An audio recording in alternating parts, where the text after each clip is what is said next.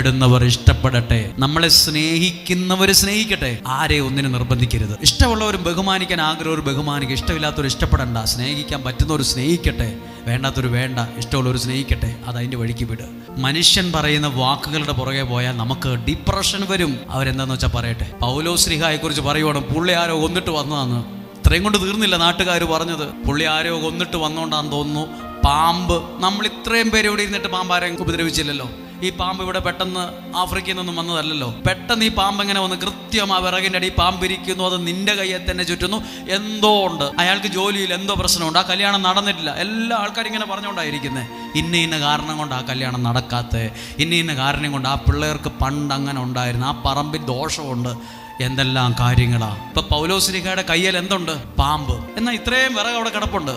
എന്നാൽ ഒരാളെങ്കിലും സഹായിക്കാൻ വന്നോ? കാരണം ഈ മനുഷ്യനെ രക്ഷ ഒരുത്തിനുമില്ല. അഭിപ്രായം പറഞ്ഞുകൊണ്ട് ഈ നാട്ടുകാർ ഇന്നും